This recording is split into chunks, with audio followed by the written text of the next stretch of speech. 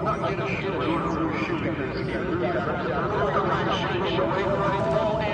super light. I was going to say the one with Ryan Shue, but he's two and only Ryan Shue in the number one position. Ryan Shue, good to see you out there. Two shoe two? Yeah, two shoe. Oh, I love this. This is going to be two shoe all year. I'll take that one. Those of you who are Ryan Shue, two shoe on pole.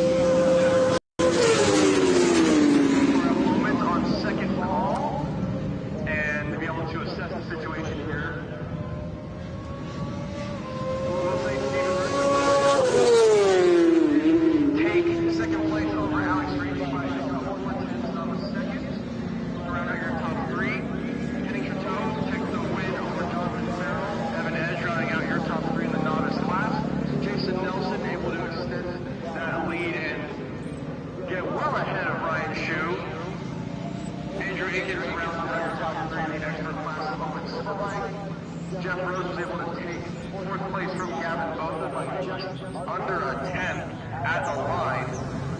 Anthony Wiley in the novice open superbike class takes the win over MC Couture and Max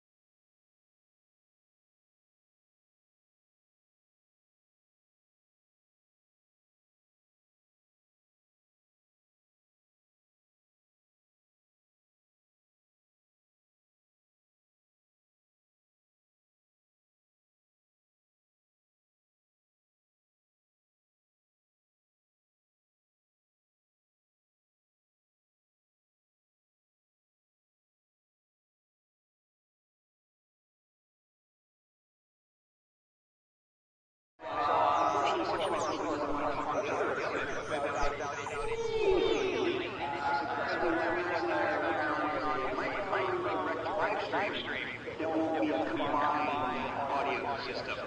It's something we're going to figure out eventually. Maybe.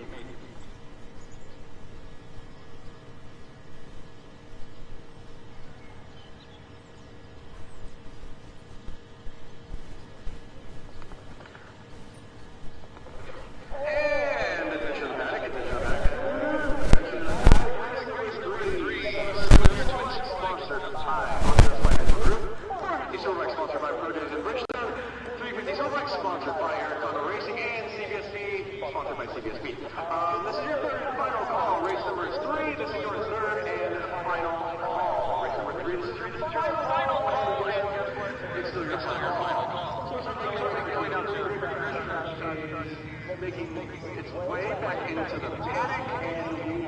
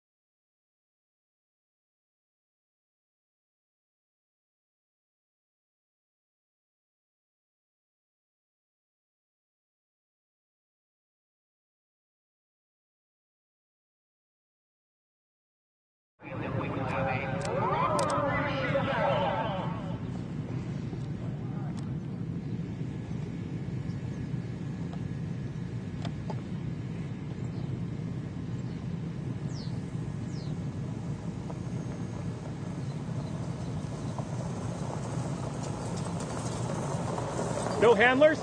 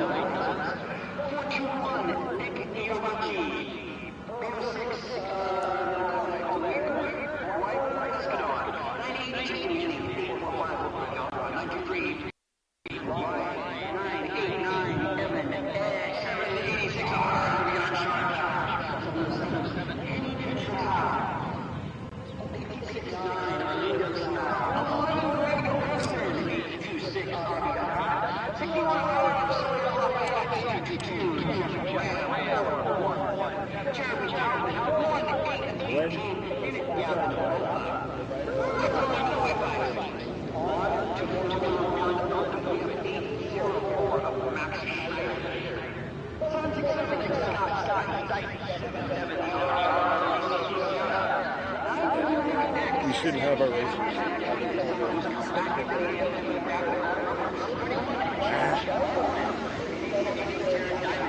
Yep. All right.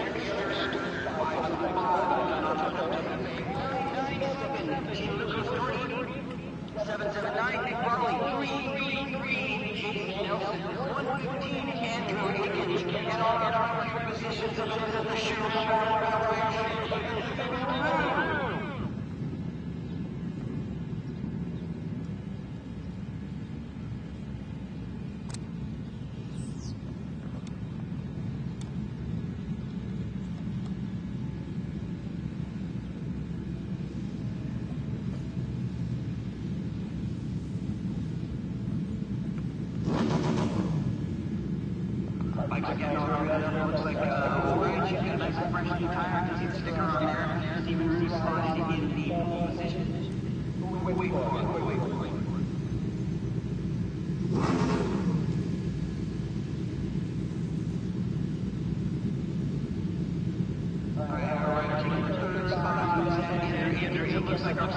Oh no. Okay.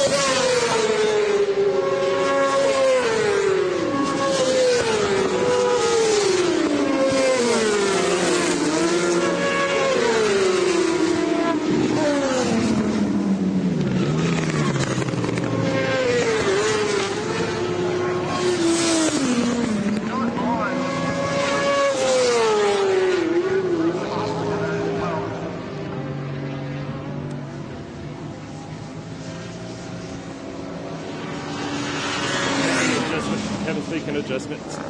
Stay off. Okay, I'm back.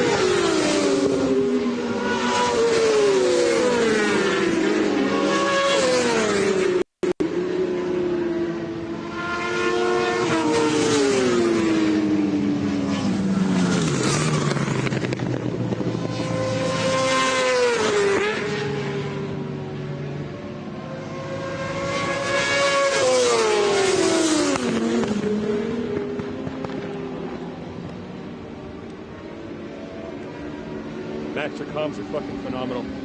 Digging it.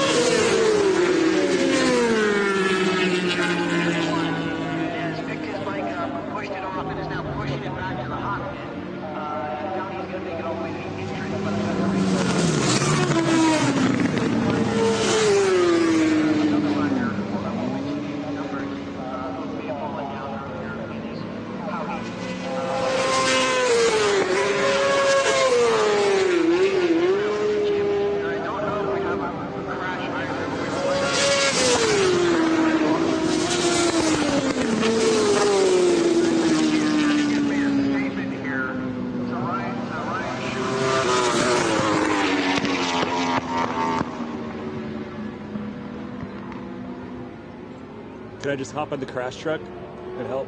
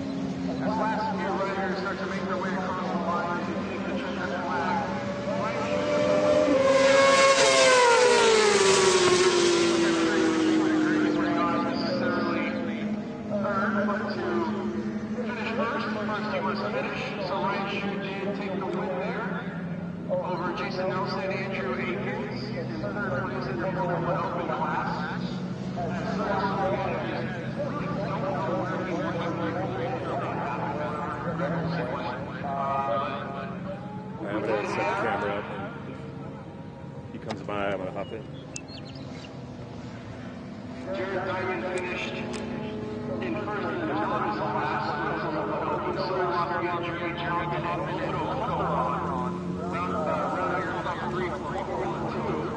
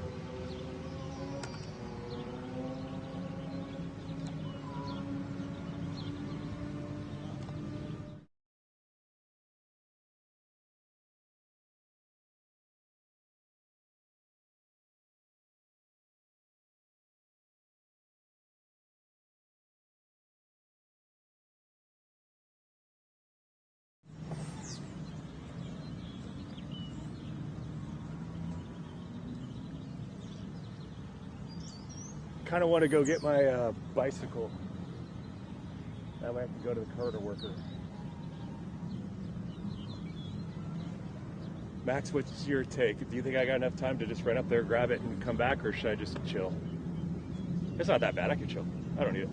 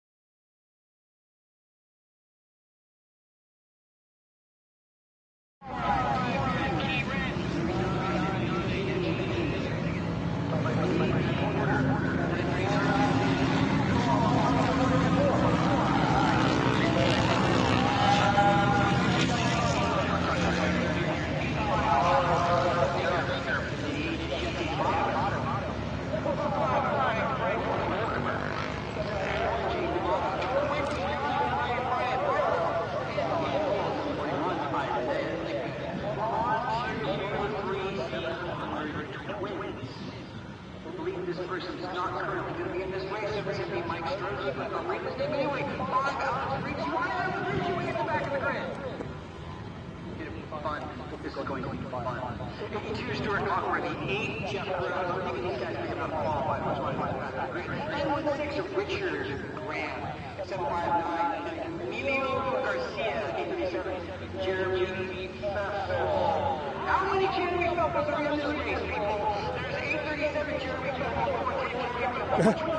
Can I make a request? 723 Robert Allen. DMX, back that thing up. 836 Dick Shoe. 721 Matthew Palm. And taking up the third slot again, number 223 Kyle Isaac. And the third position on the 223. Eddie Moss. Are you on my camera? Kevin's? Taking up position. Number 30, Ramkumar Submarine.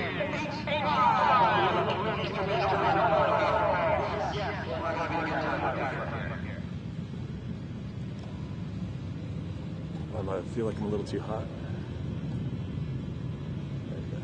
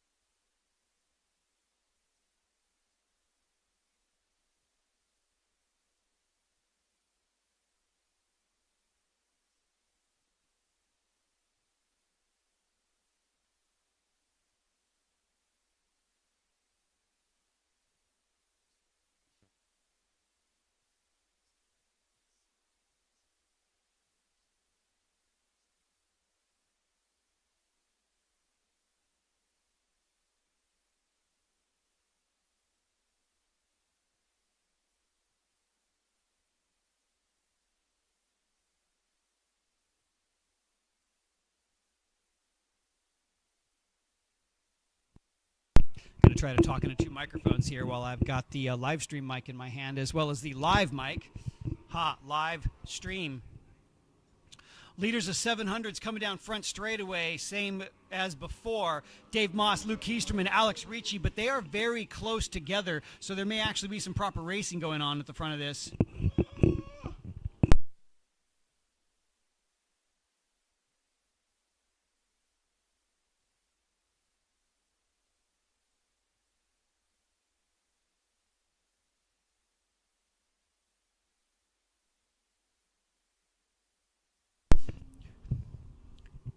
The riders at the front of the 700 class have definitely tightened up. They're now nose to tail as they come through turn 3. It looks like Alex Ricci was trying to make a move in 3, thought a little bit better of it. Alex Ricci going for the pass up the hill into turn 5. No, thinks better of it, but Alex Ricci wants that position. He's probably got a little more speed if he could get these guys out of the way.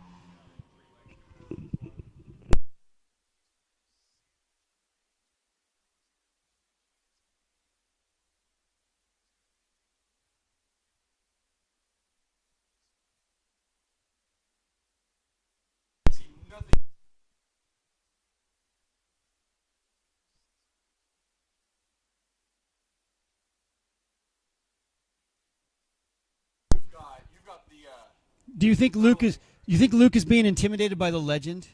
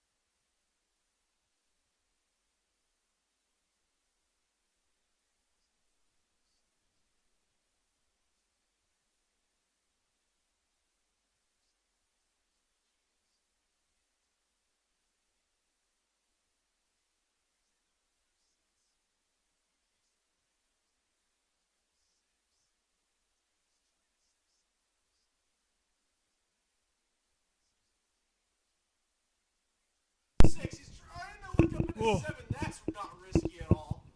Does anybody know what Alex Ricci's riding there? He was right, just pulling Luke's wheel, but not really like enough to just go by him. That was all about carrying speed out of turn 6. I don't know what Alex Ricci's riding out there in this 700 twins class.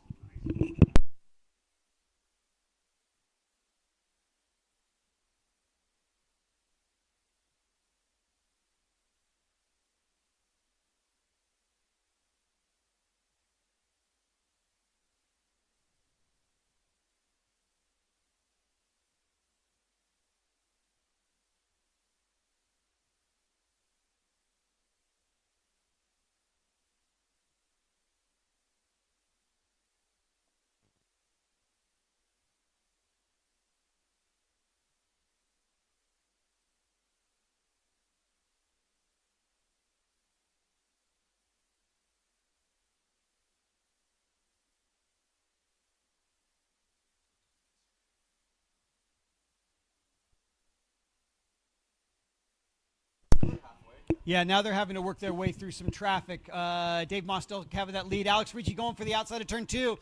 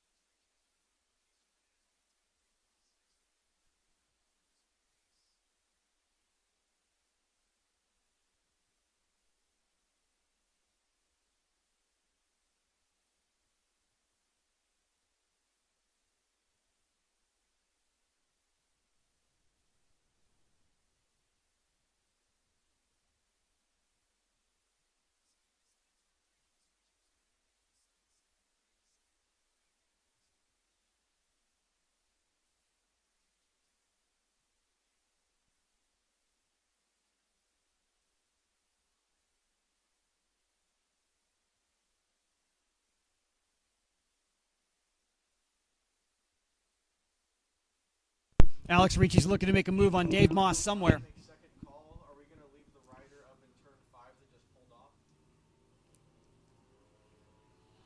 Dave carries very good speed coming out of turn 6 into turn 7. No gain for Alex Ricci there. I lose them as they go over to the dark side of the moon.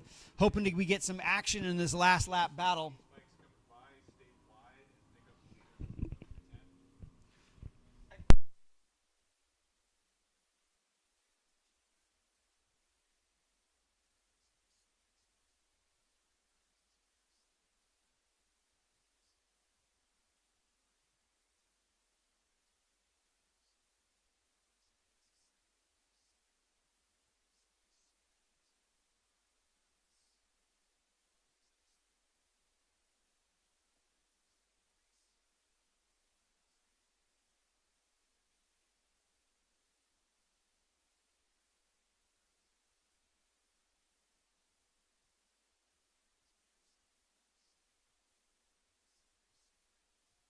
So those of you that are in race number 7, some of you are probably out on track right now, so you're not going to hear me say this.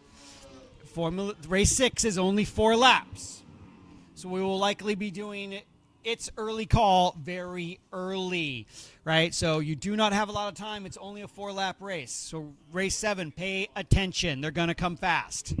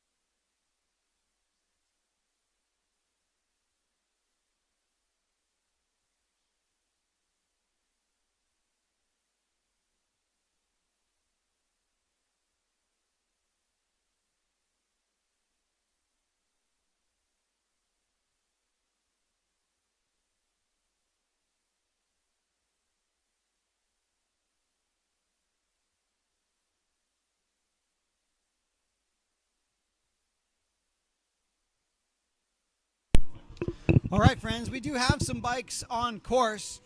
This is Formula Prima Donna. Only a 4-lamp sprinter, which will set the grid for tomorrow's main event. 770R. That's R. Kyle, what's a pirate's favorite letter? I was going to say also R because that's the first letter in rum, so. His favorite letters are mateys. So that's 770R of Alicio Serra, 845 Wilfredo Calderon, 71 Clive Savacool, 20 Eric Sterner, number 11 El Jefe Greg Olson, 575 Donato Pepe, 61R of Sawyer Lafayette.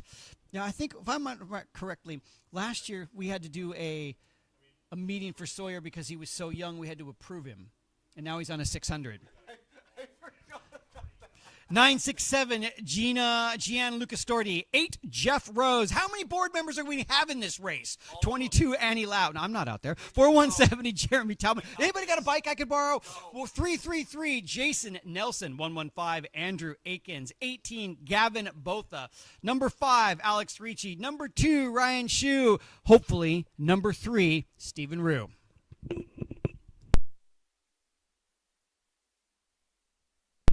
I didn't see the bikes go out, so I don't know if Steven made it.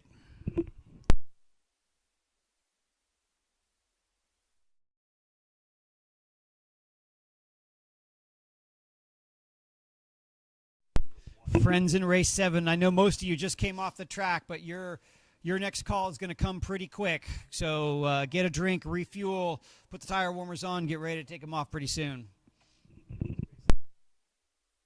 A reminder for those of you who just came off the track, who are probably in the next race, that the Formula Pacific Sprint is only 4 laps.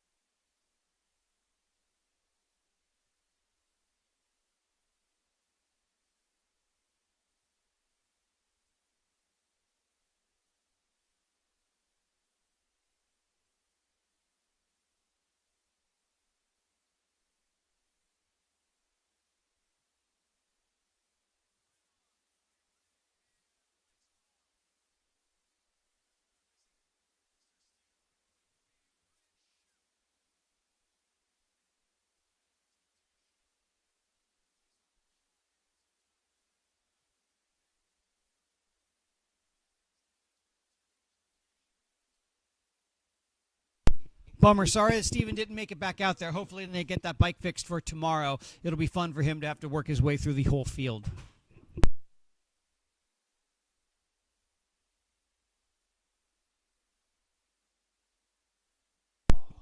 Ryan's got a solid lead as he works his way through turn 4.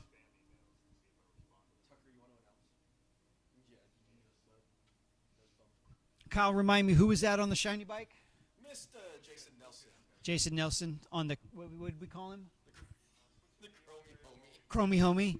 Jason Nelson, the Chromie Homie, trying to chase down 2-2 Ryan Shue.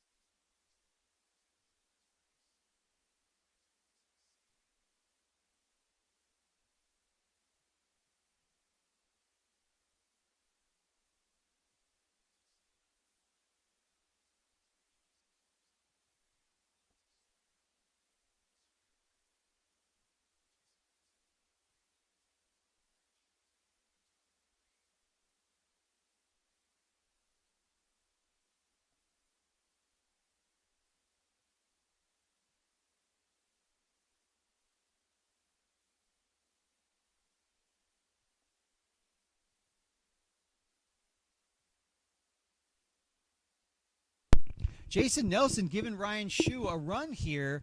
Interesting because Jason had qualified down in 6th place, but he is right on the tail of Ryan Shue in this event.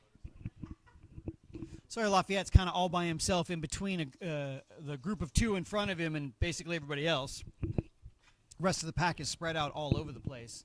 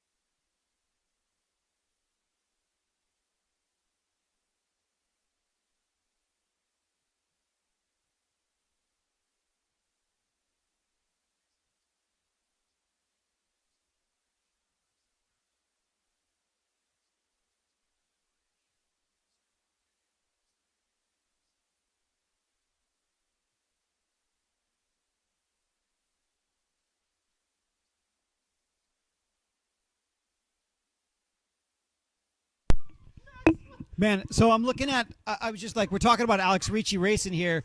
We have, talk about doing the Ironman. Alex Ricci was in race 5.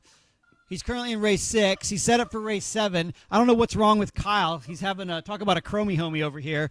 And race number 8. So Alex Ricci is doing the Super Ironman, doing 4 races in a row.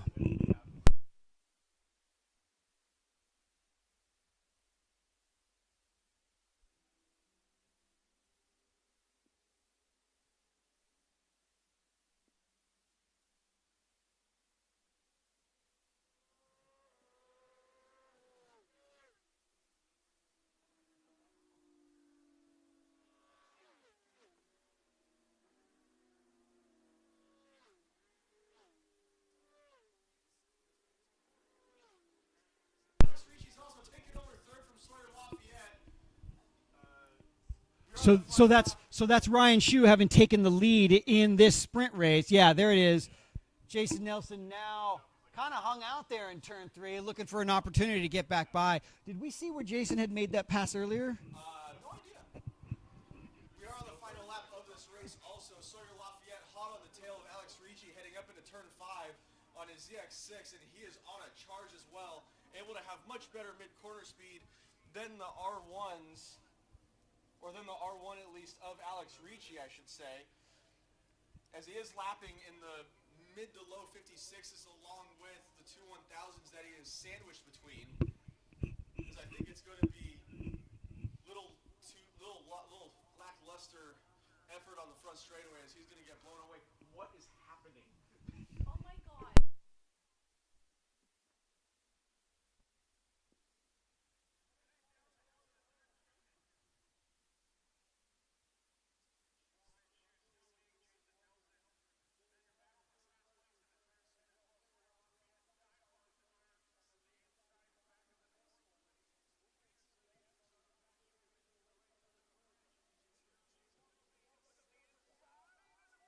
Looks like he pulled back in line. Sawyer Lafayette, I think, is going to get delegated to 5th place. Why do we keep... Yeah, Ryan Shue's got the lead coming out of the last corner. Oh, yeah, big wheelie from Jason Nelson, too. That's going to affect his drive with the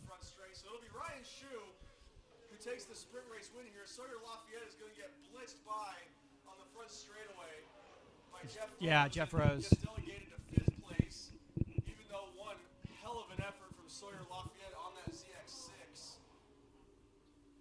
Attention to the paddock. Attention to the paddock. Race number 7. We are going to send the crash truck out to do a little bit of cleanup, and we are going to do a little bit of a redrawing of some rows on the front straightaway as well. So 700 Twin Super Sport, 450 Super Sport, and 350 Super Sport. This is your first call. First call for race number 7. This is your first call.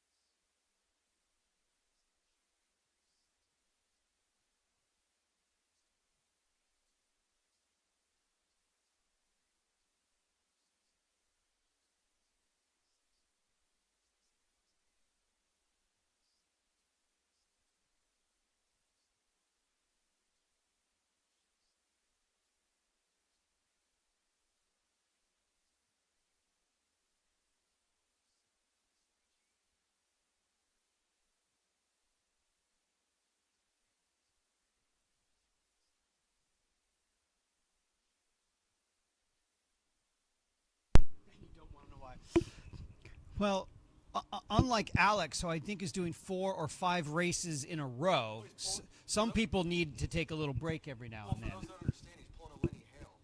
Did Lenny do 5? Oh, dog. When we had 13 races, I think there was one weekend on a Sunday, he did 11 of the 13 races. And I don't know how he did it, but it was a...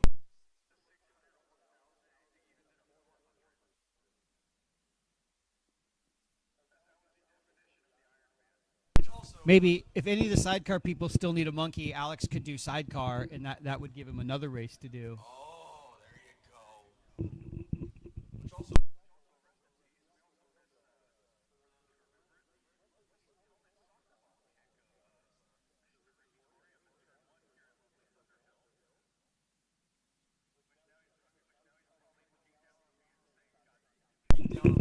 I do not know this soccer ball kick you speak of. He crashed in turn 1 in FP, and then immediately took his helmet off and punted it over towards the turn 2 turn bars.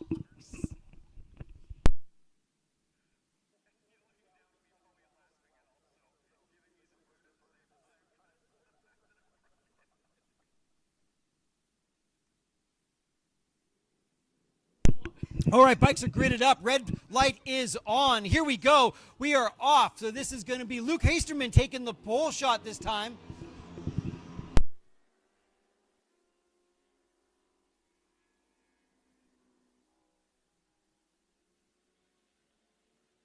I think that might be Alex Ricci in second. Luke Hasterman taking a strong hole shot. Oh, man. Alex Ricci in second spot with that quarter speed through turn 2. Flag gets lifted. Light is on for a second wave, and the light is off. Clutch is out.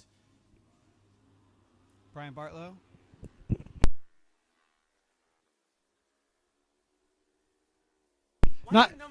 I'm not sure who that was in the second spot, but they got squeezed hard as riders on the inside and outside kind of came together. The rider in the middle had to check up. All right, third wave. Third wave, we've got the light is on. The smoking light has been extinguished. Big wheelie from the back of the group.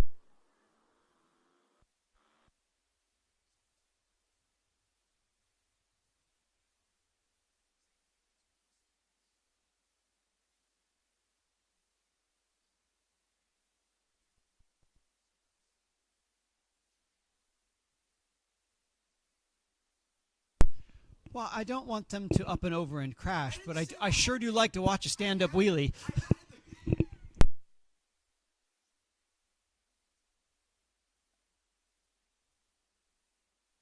Leaders coming into turn 13 now. Luke Easterman still holding on to that. I believe that is Alex Ricci right on his tail.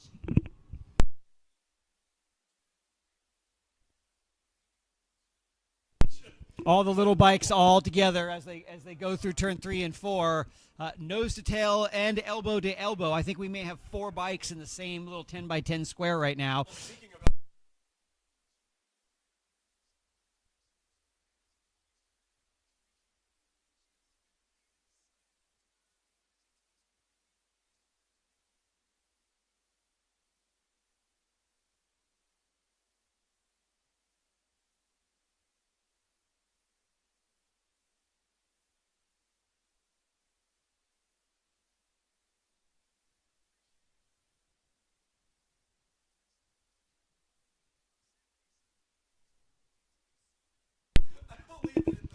So while we were laughing at ourselves, we missed that Alex Ricci did get around Luke Easterman, probably in turn 2. No, I called it. It was in turn 1.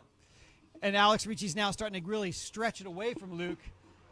Much further back is, it looks like, is that Seth Crothamer, Christian Zapata, and Stacy Manass. One more, and then maybe David Thomas, all in a group. That's in our 700 class. Unfortunately, the way my timing and scoring sorts it, the novices are separated, so I may have got those names all wrong because there could be a whole bunch of novices up there, but they're listed separately.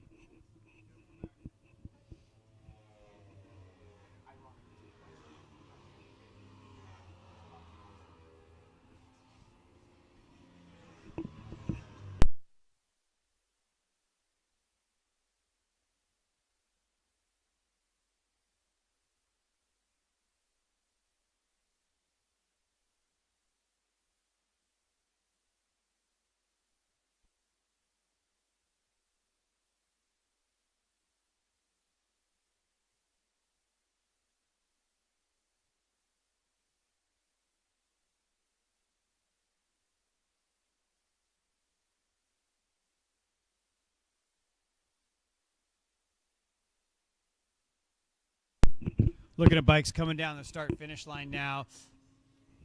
Alex Ricci starting to stretch it out over Luke Easterman. Nobody behind them. Well, I mean, there's somebody behind them, but we can't see them because they're so far away. Let's just say there's a lot of breathing room. A lot of breathing room. Who's in third place? What is happening?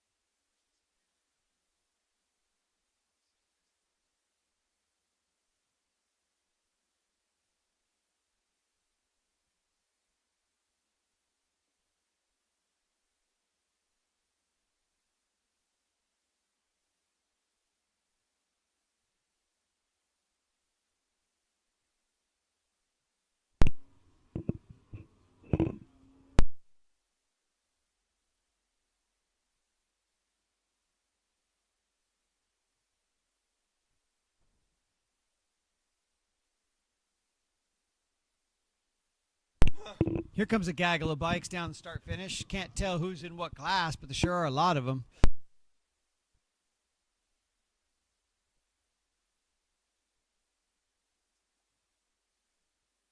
I don't even know if they're all in the same class, but there sure are a lot of them, and they all are bunched together.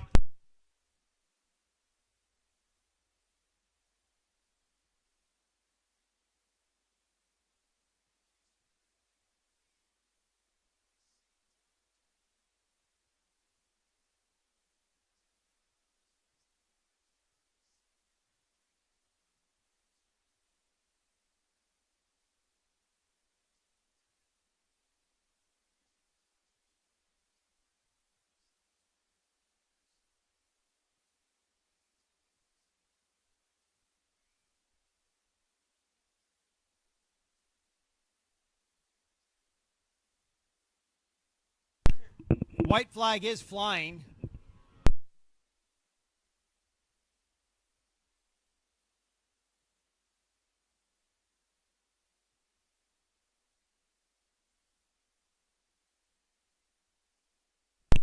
Although white flag is flying, we will be holding calls as we are going to have to send the truck out to pick up a few bikes.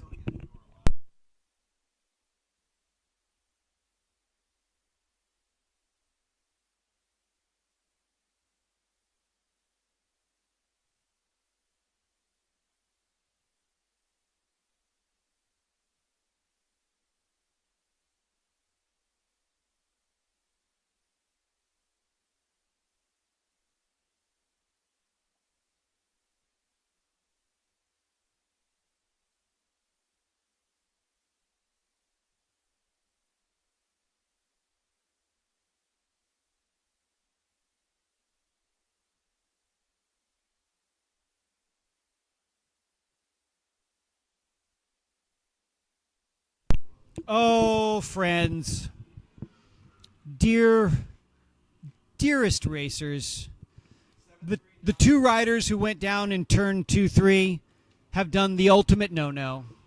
They've rejoined the race. If you are new to the AFM and you have never raced with us before, you are not allowed to rejoin the race. If your motorcycle hits the ground, you are done. Once the flag has been checkered and you can come back in under your own power, that's fine. But during a race, you are absolutely not allowed to rejoin the race. We are at second call. We are at checkered flag. We are second call. Race number 8. This is your second call.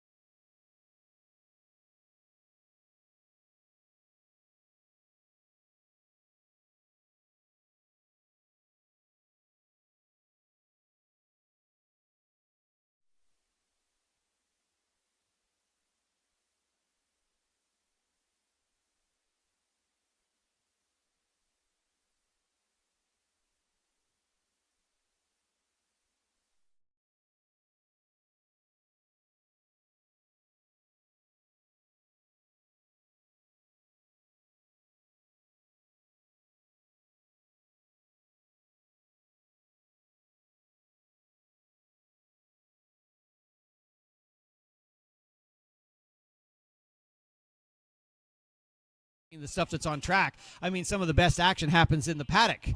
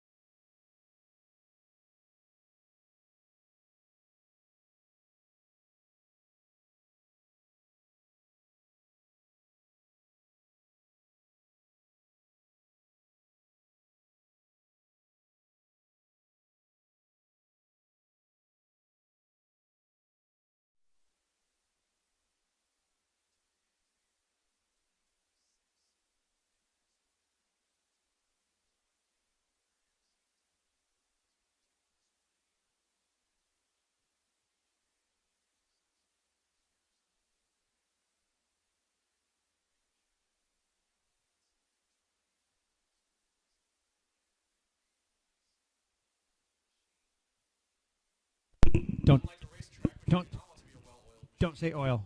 That's not the word. Don't say oil. Well, I didn't want to say lubed. Yeah, no response, huh? Exactly. I'm not sure what to do with that.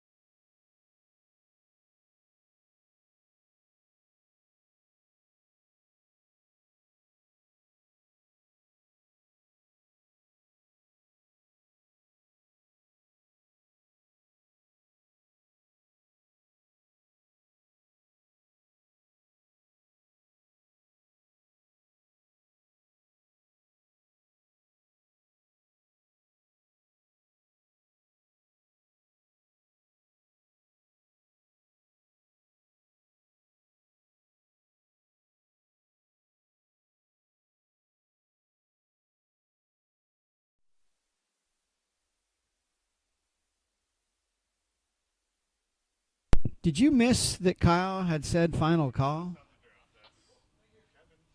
I don't know how you could have.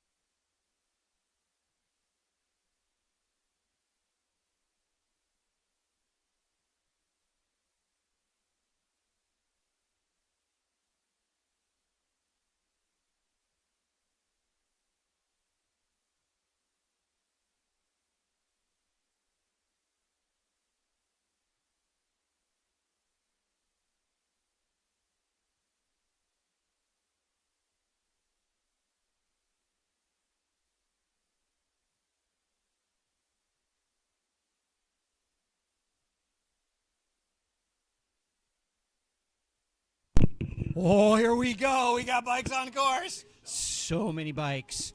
So many of them. Once again, I'm saying it. If you hear us say your name and you do not have a helmet on, what does that mean, Mickey? No, it's pretty much too late. If you can hear us read your name, you might as well just watch the race. You're in the wrong spot, buddy. You're in the wrong spot. Hey, I'm going to get started here because there are a lot of bikes. In fact, I have 2 pages. We're going to start with American Twins Unlimited. This is the ATU. This is our bagger class or our American Twins Harley class. Let's call it what it is. Hey, we got 916 of Richard Graham. We have my friend representing the San Francisco Motorcycle Club, number 101X, Eric Schiller. We have a board member, number 8, Jeff Rose. 770, Mike Strozzi. 526, Bert Bledsoe. 775, Doug Ramey. We have 404, Nicholas Renoni. 756, Chris Kies. 157, Carbon Merrill. That's a great name, Carbon. 321, Jeremy Friedman. And 316, Brian Wamick. Brian, thank your wife for the Star Spangled Banner earlier. That was fantastic. Moving on to Open Supersport, because we're going to put Open Supersport in the middle. This is going to be interesting. 984, Michael Macaron. 770R of Alicio Serra. 866, MC Kudamura. I have the wrong glasses on. I'm having to hold this so far away. 959, X of Sammy Captain. 887, Jared Diamond. 957, Thomas King. 20, Eric Sterner.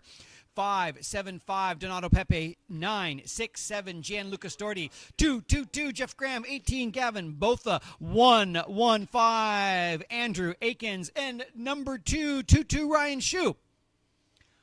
On to middleweight supersport. Oh my, there are a lot of bikes in middleweight supersport. 999, Kyle Myers. 834, Jad Gamby. 778, Remini Jadro. 777, Jackson Madden. 731, R of Yashan Iqbal. 427, Stephanie Cranky.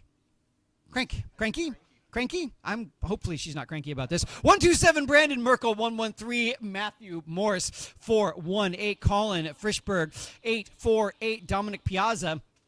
808, Nicholas Lau. 922, Adam Thiessen. 749, Taylor Caldwell. 765, David Weddle. 822, Jorge Martinez. 207, Joshua Monforte. 961, Nathan Wright. 968, Joe Keating. 700, Gino Gilotti. Yes. 847, Stefan Elger. 701, Jonathan Merrill. 715, Dustin Frisk. 429, Noah Lazardus. 421, Nick Iovacci. 806, Guiver Escadon. 980, Jesse Manning. 607, Nicholas Patain. 845, Wilfredo Calderon. 923, Matthew Ryan. 786, R of Yanshar Ashraf. 707, Henny Tratau. 11 Greg Olson, 22 Michael Ramsey, 826 Avi Haddad, 61 R of Sawyer Lafayette, 21 Annie Lau on the front row, 21 Annie Lau, 417 Jeremy Ricci, Jeremy Taubman, and on pole Alex the Iron Claw Ricci doing his 5th race in a row. That was a lot of words. A lot of words.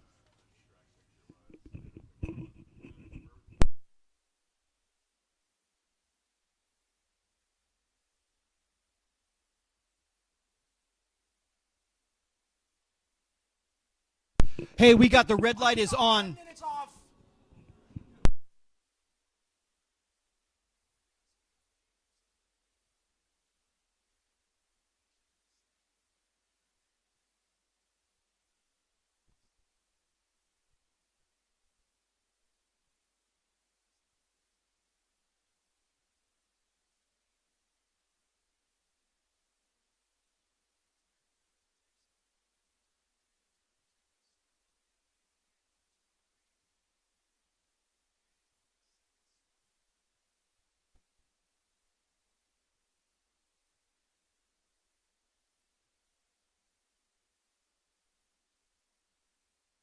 All right, here we go. Lights on, lights are off. That was really quick. Quick start. Riders are stalled on the grid. Riders stalled on the grid. Hand up, way to do that. Now that's what. Can you get it restarted? Ryder was able to restart and has joined the race, but he did the right thing. Put his hand up, did not get hit from behind. That is how you do it, ladies and gentlemen.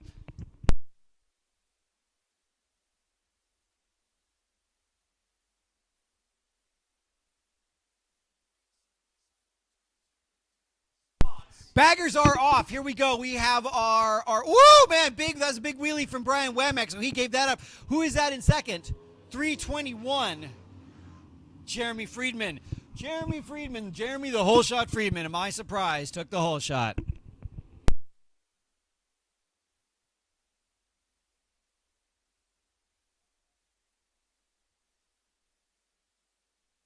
We got somebody off in turn 10, rejoining semi-safely.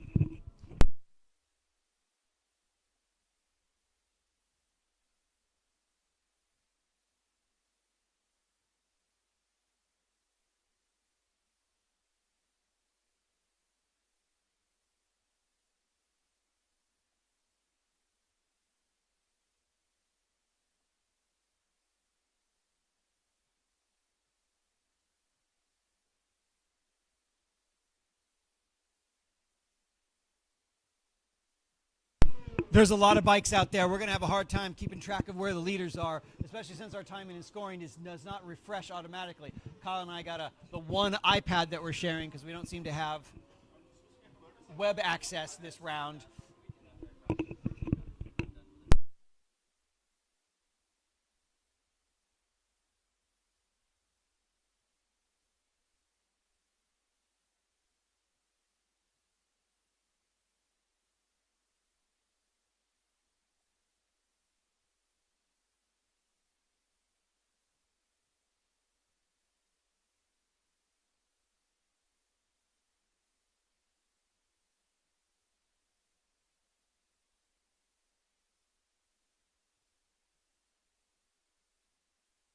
We got a rider off in 3, but it kind of looks like more of a mechanical than anything else because he's just, or maybe just like, forget it. I'm just going to call it quit since I'm already hanging out in the dirt.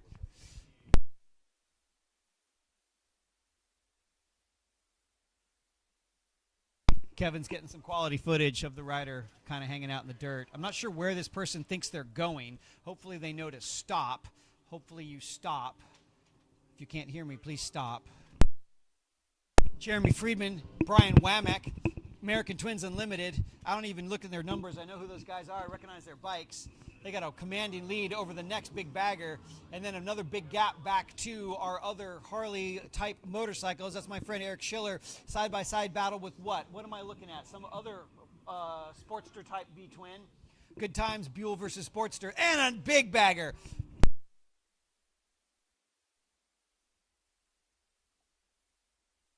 Annie Lau, who is in the was in our first wave, correct? Yeah, Annie Lau was in our first middle sport, is about to catch up to the back of the baggers.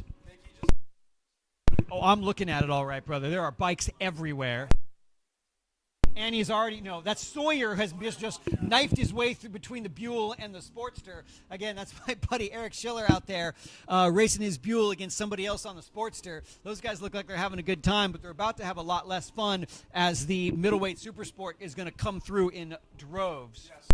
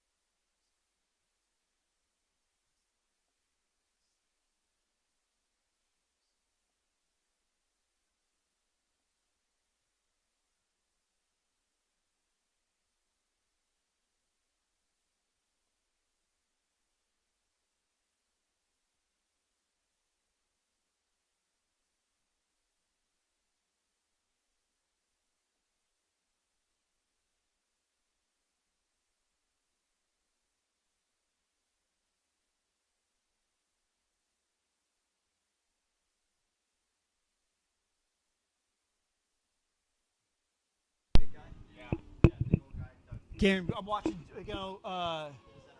the Jeremy Friedman and Brian Wamick battle is going on. Those guys are having a great race. It looks like Brian's just needs a little bit more speed to get on the back of Friedman. Friedman has me confused because he's not riding the bagger I'm used to. He's got some other bagger-esque bike that isn't as baggy. So it turns better. And he's carrying more speed. Brian Wamick definitely gets right up on his tail as they're going to turn 3. Brian Wamick's looking for an outside pass into turn 3-4. No, decides, thinks better of it, pulls back in line.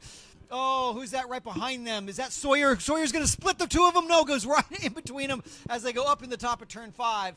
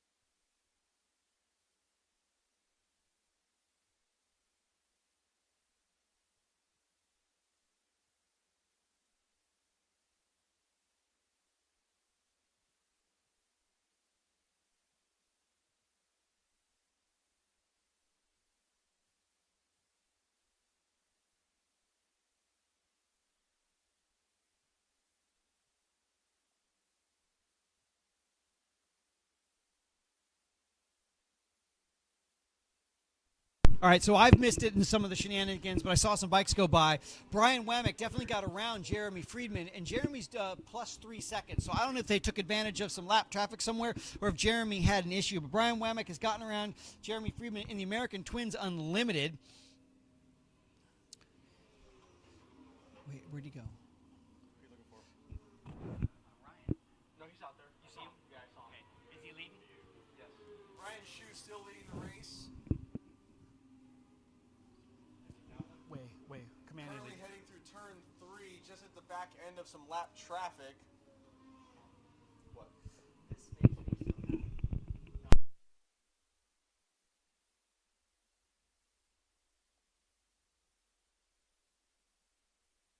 I will.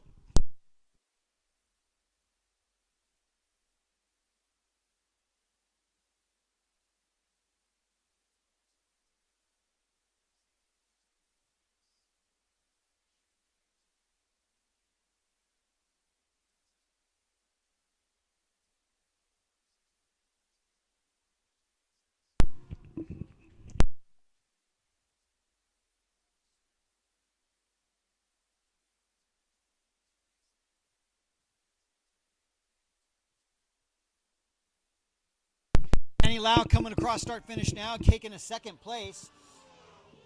10 seconds back from Sawyer. Great for Annie. Jeremy Taubman third.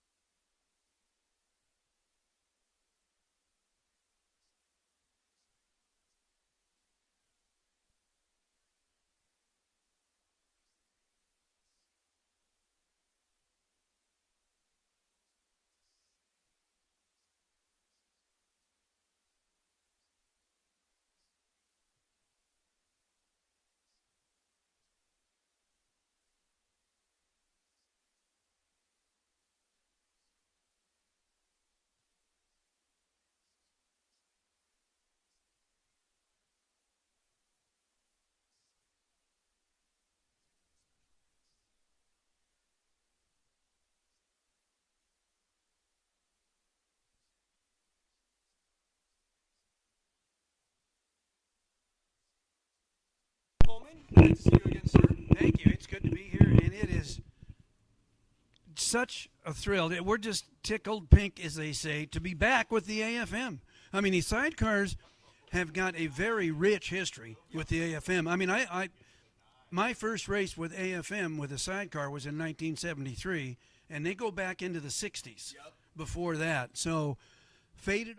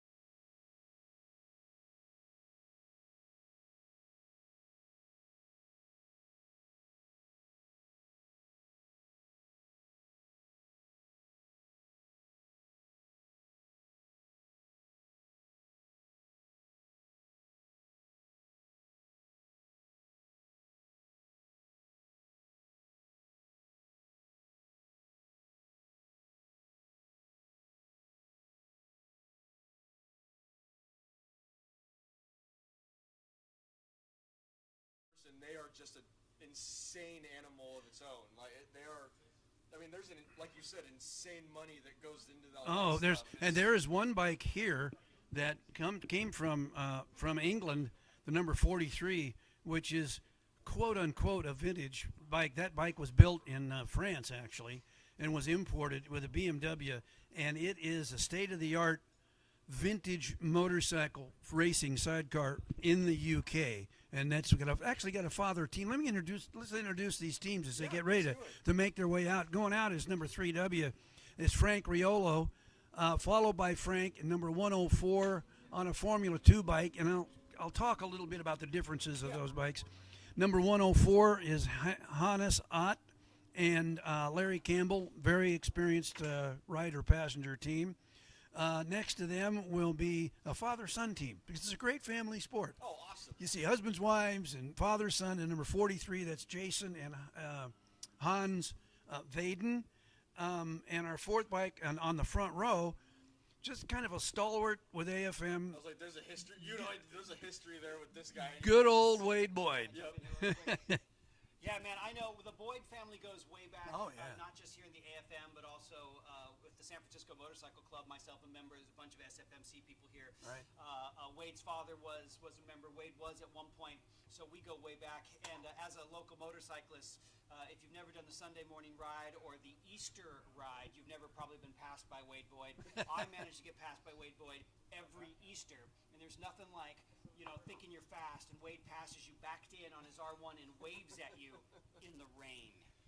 And he and Eric Lindauer, his passenger, also race speedway sidecars. So you'll find them on Friday night up at Auburn or maybe down in Kern County racing speedway sidecars. Oh man, and Eric Lindauer. I mean, funny enough. I mean, I try to avoid work when I'm not working, but Eric Lindauer I actually see every Tuesday as a Snap-on dealer. So it's one of those things where him and I was talking to him weeks before, and I'm like, I'm going to see you at Thunderhill, right? He's like, yeah, I'm going to be on the sidecar. So him and I were going back and forth, talking a bit on him being as being not only the passenger, but being, just what it was, being the monkey, you're being on the side of a sidecar. So. And here spectating today is Pete. We've got Pete Essef. Pete Essef, he's out from the East Coast. Pete lives in Florida now. Longtime AFM racer I raced with Pete back in the 70s and the 80s. And AFM champion. He is one of the handful of people who have raced a sidecar at the Isle of Man and finished both races. So a very accomplished, I don't know how many times ARMA champion, very accomplished sidecar. It's great to see Pete out here. Kind of a homecoming for him because he raced with AFM for so many years. Yeah, right. And like you said, being able to finish not only one but both races. Oh, it's phenomenal. To be able to finish both races in a sidecar, it's one of those things where it's, I don't want to say unheard of. It's just not a very common thing. It was these bikes, they go under so much strain. And it was his first year. Yeah. And he hasn't been back as a racer. But that was quite an accomplishment for an American to do that. Yeah, these sidecars, they go under so much strain. With the high RPMs, with having the uniqueness of having more weight necessarily put on this type of engine instead of it being exactly right. Just a regular road race motorcycle. You've got just so much more weight. You've got not only the weight of the sidecar, you've got the weight of two people on Correct. So it's it is a team sport. Mm-hmm. Believe me, that passenger is not along as a passenger just for the ride. That passenger is an very integral part of the team. Yep.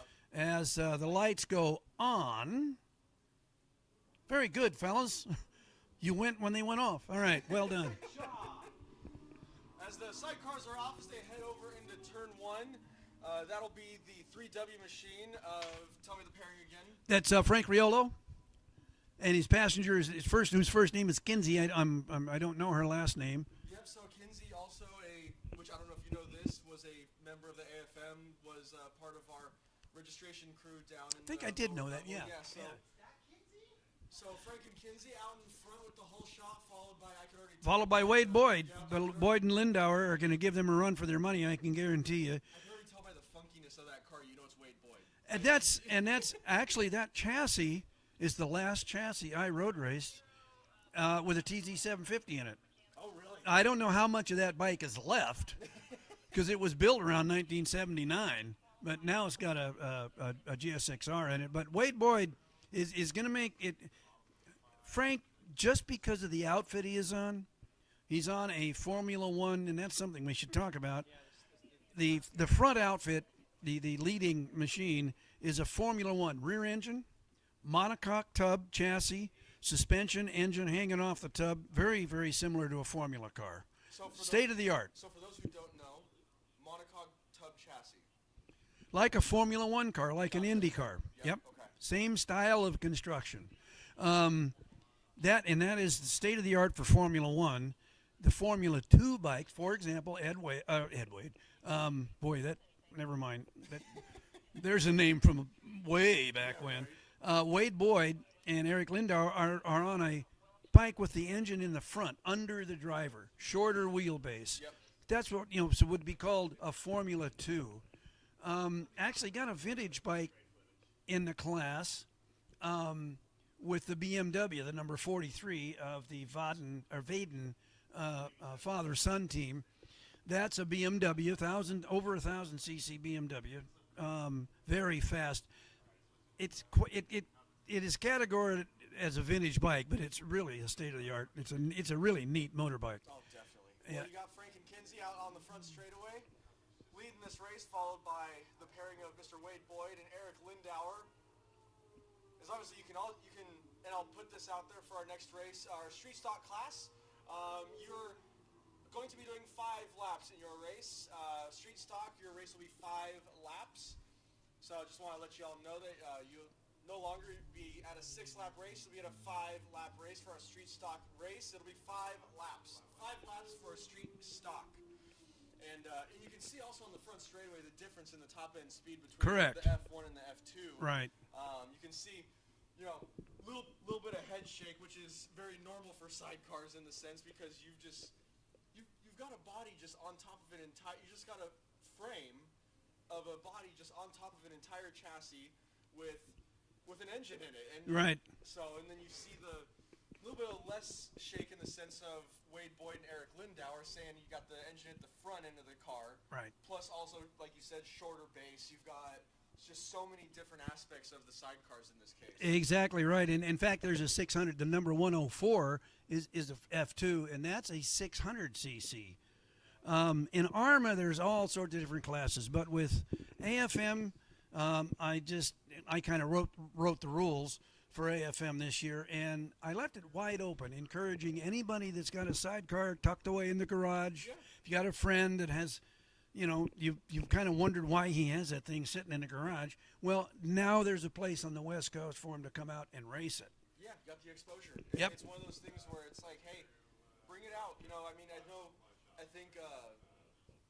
I think it's Eric Schiller, Mickey was talking about a little while ago, who had a Buell in his garage, and it's like, hey, we've got this Harley/bagger class, which is fully open for any one of those kind of twins, where he was just like, come out and race it. It's one of those things, pulling the, which Mickey will know what I'm talking about, pulling the Scott Russell card, where it's like, hey, bring a bike out, throw a number on it, we get it teched, and you just come out and race, and it's like, why not, Exactly. This is one of those things where, not only can we potentially get ARMA racers to come out to the West Coast, which I know Right. is a little difficult, just getting the distance of doing the drive and stuff and just getting the sidecar out here, but one of those things, like you said, hey, you got a sidecar ready to race and ready to go, there's now a spot for it. Well, and we sat down last night over a couple of beverages, and we were talking about guys who used to race. Who are they? Where are they? Where are the bikes? And we started counting them on our fingers. That like those are bikes that are still around. They could be out here. So Yeah. there are sidecars around. It's just that the sport kind of faded away, Yep. particularly when it went away from AFM. And we all went into the AMA back in the day, and we had a good run with the AMA, but we just love to see this sport grow with the AFM. And Wade and Lindauer gaining a little bit on Riolo. I was about to say, this is where you get to see the difference in mid-corner speed, too, having Yeah. the F1 compared to the F2. True, where true. it's like our Formula Pacific class where you got guys that'll do the 600s with the 1000s, and they're able to close up that gap in all the corners because you don't necessarily need that front end top speed. You know, it's like they're able to close this gap. They're pretty somewhat close in lap times. That last time around is a 2:26 from Frank and Kinsey out front, and then you've got a 2:25 from Boyd and Lindauer there in second spot. So they're able to definitely gain some advantage in the corners and stuff like that, and they're able to close down that gap. And Riolo on the 3R bike, 3W bike, he was struggling a little bit earlier this weekend with brakes. Yeah. So that may be an issue as to why Wade and Lindauer have been able to gain a little bit of ground on it. Oh, by a bunch. Making their way down into turn 10. Wade, you can definitely see the brakes are starting to fade a bit. As I saw, I think Frank and Kinsey starting to break a bit early heading into turn 10, and Wade Boyd just closed that gap, able to hit the brakes a lot harder going into turn 10. Now you're able to see the top end speed where Frank Riolo and Kinsey, they're going to extend this gap on the back straightaway, but you're going to see them, Boyd and Lindauer, they're going to close this gap heading down into 14. And those are both 1,000cc motorcycles. So power-wise, Suzuki. So power-wise, they should be fairly close. Couldn't tell you about gearing, but power-wise, they should be pretty close. And they're both left-handed. There's another question I get a lot: why left-handed? Why right-handed? Yep. And we do have one right-handed sidecar, one vintage outfit. The Vaden team has a right-handed sidecar, and that is really just a matter of, more than anything, it used to be where they were built. If they were built on the continent, Germany, Holland, France, they were right-handed sidecars. Yep, just like cars. Because that's where they drive. Yep. UK, Ireland, Scotland, where sidecar racing is a huge sport, left side. So, but it's gotten so that in the last, decade or so, all the body work, all the builders, they've all gravitated to the left side because all the accessories and manufacturers in Europe that make parts and pieces for sidecars, they're all geared towards the left-handed sidecar. So pretty much everything is left-handed. Now, the right-handed BMW that the Vadens are riding, even though that was built in Europe by a European builder, it was built to their specs. They wanted a right-hand sidecar. And I was going to ask, too, does it have anything to do with necessarily weight distribution at all? Not really. That's the same. Okay. Riding a solo bike, okay, why does the passenger lean out? There's a question I get a lot. If you're riding a solo bike, you lean into the turn, put the weight to the inside of the turn because centrifugal force is trying to pull you out to the outside. I mean, that's why we lean the bikes. You can't do that with a sidecar, obviously. Yep. But the weight still needs to go to the inside of the turn. Definitely. So, and it's critical with the passenger, even on a turn going in, say, with a right-handed sidecar in a left-handed turn, you would lean over the driver, putting the weight to the inside of the turn. But where you put that weight, Yep. where you can put a little more weight on the front end if it's getting a little bit skittish. And just want to put this out there, street stock. This will be your first call, street stock first call. Race number 10, our street stock heavyweight and lightweight. This will be your first call. And once again, you're doing a 5-lap race. 5 laps for our street stock class. It'll be a 5-lap race. As I think on the backside of the course too, I was seeing Boyd and Lindauer. They really closed it. They up seem to be closing over back on there. that backside of the Right. course, which I mean, they're probably holding turn 8 probably way more wide open than Frank and Kinsey are over on that backside of the course. But then you see on the front straight here, they're able to open up that gap too. They are. The gap comes between 13 and 14 for some reason. I don't know. Interesting. And this, I have to admit, this course does favor a right-handed sidecar. There's a lot of left-hand turns on this course. Also, the passenger slash, which I know it's kind of, for those who know it, it's, you called the passenger the monkey. That's Well, that's a colloquial term. I prefer passenger because I don't figure this guy that's next to me is monkeying around, So, but it's it's a popular term. So they're able to, being at right-handed drive and being passenger on the left-hand side, they're able to get way more lean instead of having to lean over the car itself. When you've when you've got a right-hand turn and a right-hand sidecar, you're leaning out or leaning into the turn, and you have to be careful. Now they've really closed it up now. Yeah, they've closed it up dramatically through turn 5, especially. I could tell under the braking, and I would say this is a big moment for Wade I would Boyd say so. and Eric Lindauer. We're going to see them on the backside of the course here on our live stream.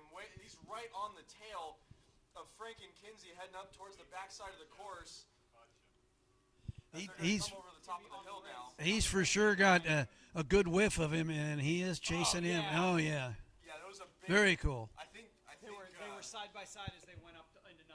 Yeah, I think Wade Boyd got cut off just a bit heading up through turn 9. He was, kind of had to let off just a hair as he's going to close this up under braking through 10 and 11. And then, we're going to see on this back straight, the front straight, this is where Frank's really going to be able to open up that F1 car and be able to, extend that gap a bit as we've seen over just this front side of the course. In theory, that F1 is a little better handling sidecar. Yeah. It really is.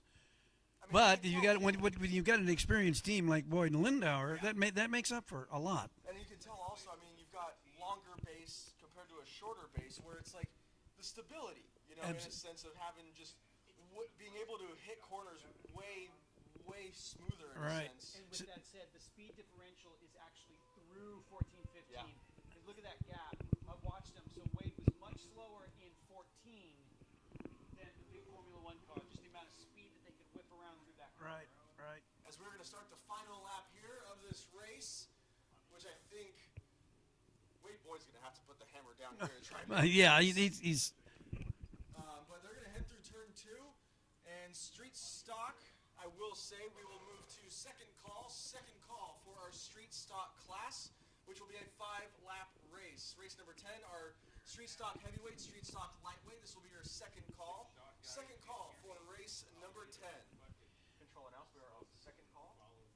And I will say once again, as the race winds down, if this looks interesting or like something that might be fun, please come by and see us in the pit area. The Sidecar guys will be doing this again tomorrow. Yeah, and where are you guys located at?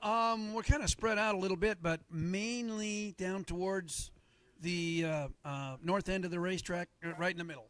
Also kind of near the overhang a little bit. Past the overhang. All Yeah. right, so guys, if you're interested in doing anything sidecar related, if you, God forbid, if you're in the paddock and you have a sidecar sitting in the garage or sitting somewhere that is in good shape that you can get back up and running or just get freshened up, come see Mr. Larry Coleman and the sidecar crew down there just past the overhang right across from Tech towards the north end of the track. And just put in your inquiry, kind of see what it takes to be a part of the sidecar crew.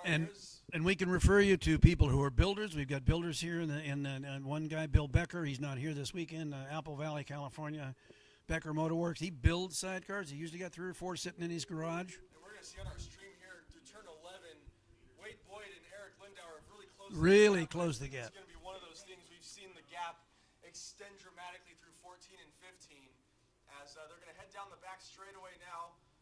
As I think Wade Boyd saw white flag and he's like, all right, I'm going to send it. So they're going to head into the final corner, final couple of corners, at least checkered flag waiting here at the starter's tower as they're going to make their way through 15. And this is going to be Frank Riolo. And Frank really gets through there a lot better. Yeah. You could see even on that lap alone, Yes. Wade Boyd was able to keep that gap at a really manageable distance. But it will be checkered flag out here for Frank Riolo and passenger Kinsey, followed by Mr. Wade Boyd and his passenger Eric Lindauer. And then third place. I'm trying to find them. Where on earth did they go? That would be the Vadens, I think. That would be the father-son team of Jason and Hans Vaden. And I might add that Riolo was an AFM champion back in the day, back in the 80s and early 90s. I think he was AFM champion. Oh, awesome. I wanted to confirm that, but he's raced with AFM extensively. So we got third place, the Vadens making their way through turn 10. And this is the first time the Vadens have been out on that bike as a team. Jason, who was driving the bike, was passenger on that motorcycle for a long time, but he bought out the owner so that he and his son could go sidecar racing. So it's really cool, really, and he's just thrilled to be out there with his son. Yeah, it's really neat. I'll say for those that know, you go to the Isle of Man in this case, is you got a lot of relative duos on sidecars. Where True. It's like you've got the Birchall brothers, probably the most famous of Right. them all in the Right. sidecar realm. I mean, just because they dominated for 14 years, 14 wins. Yeah. So, I mean, they dominated the sidecar scene on the Isle of Man. And so here come the Vadens. They're going to make their way across the line to take the checkered flag. And I might add, if you've ever thought about going to the TT, don't even think about it. I've been there 3 times. I've been Go. there twice. Yeah, Go. Just go. It's worth it. Absolutely. It is 100% worth it. I can't. My parents are at the Northern 200, and I'm jealous. I'm like, so it's one of those things that anyone that is considering going, I'm like, just go. Right. It's worth it. They're like, oh, how much is the ticket?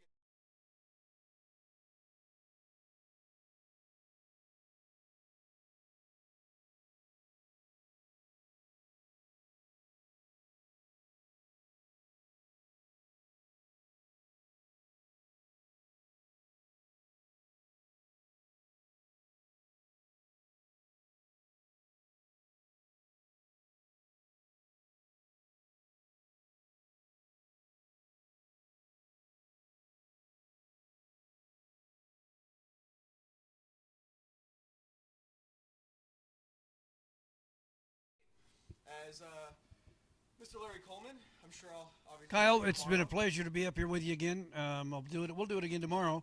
And I just want to say just how happy we are to see sidecars with AFM again, and we really want to grow this deal. I mean, I got to see them on the Isle of Man, and it's one of those Right. things that you don't think you get to see in person very often over here. True, that's true. So it's one of those things to see it in the AFM, huge opportunity, and we can nothing but thank you guys and appreciate you guys coming out and wanting to be a part of this with Well, us. we're going to try and grow the sport. 100%. All right. I'm game. I want to grow this sport. I want to see 8 to 10 cars out in this field. Absolutely. So, ladies and gentlemen, if you guys got any questions, inquiries whatsoever for Larry Coleman, the sidecar crew, they're just past the second overhang if you're coming in from the track entrance, and down by more towards our tech inspection staff, just past that overhang right across from the main entrance to pit lane. Go take a gander at the sidecars, see what it takes to get these things built. I'm sure they'll answer all your questions. If you guys have sidecars, if you want to get out on course, 100% go talk with Larry Coleman and the sidecar guys. And Larry, thanks for coming up, man. Thanks, Kyle. Let's do it again tomorrow. 100%. All right. Ladies and gentlemen,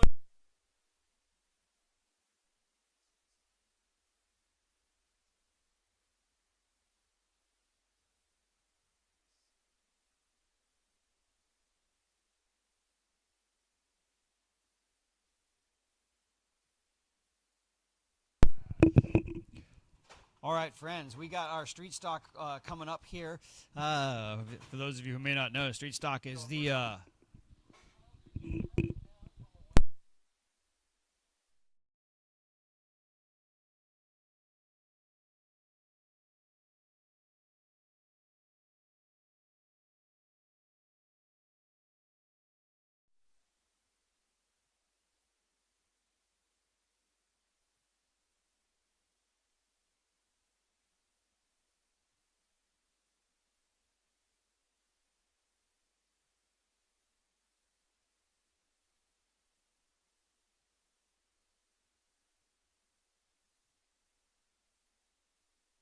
Okay, we got bikes on course, and what we're talking about here. This is our street stock. Our street stock is our gateway drug, if you will. Hey, you like doing track days? Track days are fun, but nothing is as much fun as racing motorcycles. And so our street stock people are basically street bikes with maybe some tape, hopefully some fresh new tires, a little bit of RTV, kind of a temporary license. Well, we want our street stock friends to have so much fun that they're like, oh my goodness, I need a real racing motorcycle. And maybe they'll buy one. If you got a racing motorcycle for sale, you might be like, hey, street stock guy, rather than converting your motorcycle, you could buy mine.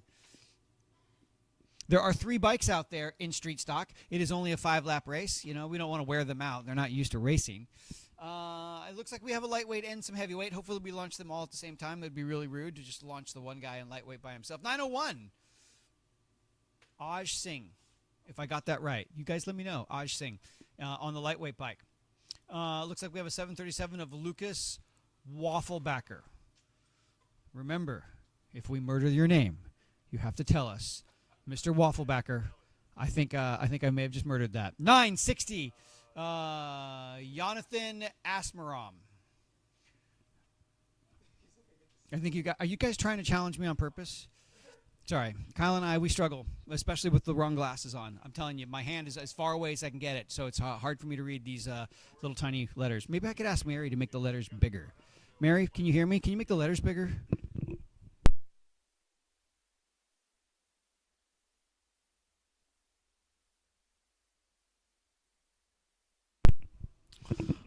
Remind you guys again, Saturday night, this evening, 6 o'clock, super fun.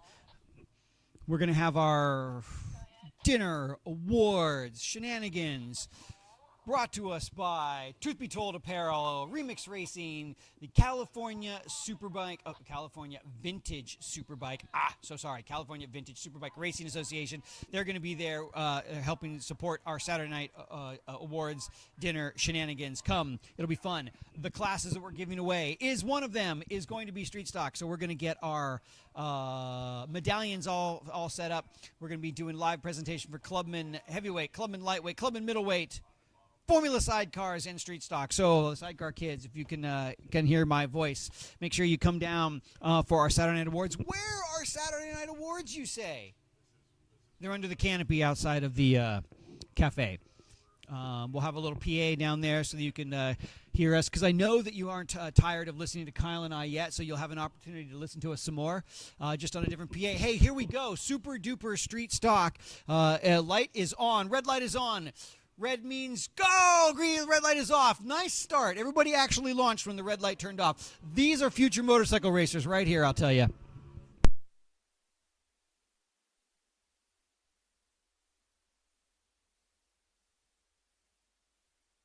Not sure who is who on their motorcycles.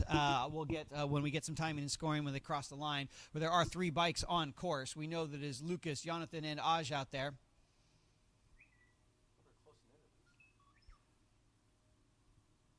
Yeah, it said Aj was on a lightweight bike, but it doesn't look like it's that slow of a lightweight bike. Oh, a guy on a red bike guy, I'm not sure who that is, runs a little wide in turn 3, giving Aj, the lightweight bike, the opportunity, comes up underneath him. So now you got even the best part of racing. You pass somebody. It might have been Jonathan.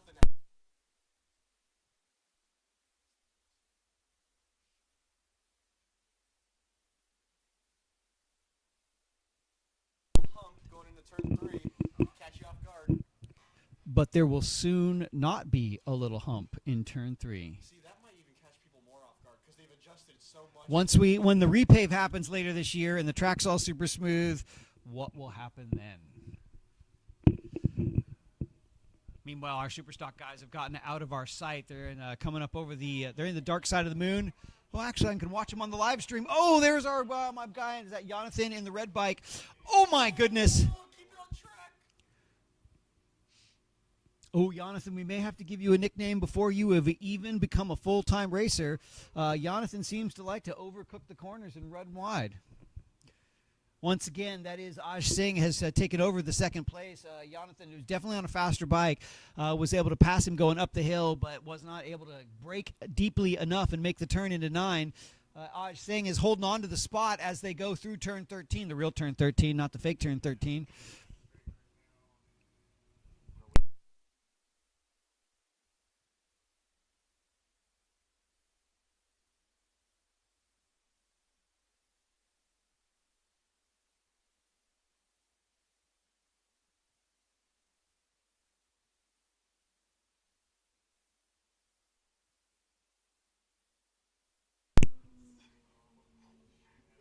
Oh, yeah. If I got our names right, we're going to do a double check as our timing and scoring goes by. Our friend Jonathan seems to be struggling with getting his, I'm going to say bike turned. Maybe he's just doesn't quite have the confidence to throw it in the corner. Ran it wide coming out on a 15, almost went grass tracking out there.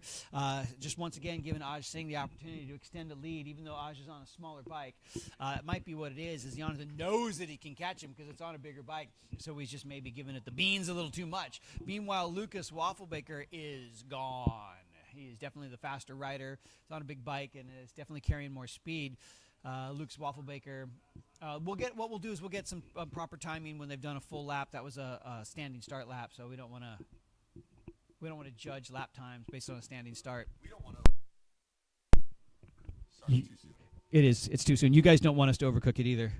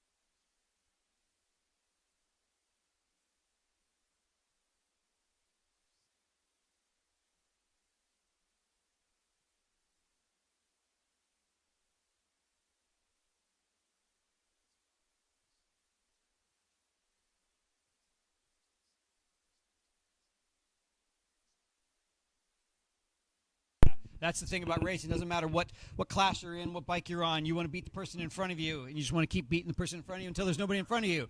I will say cross flags have been donned at the starter's tower.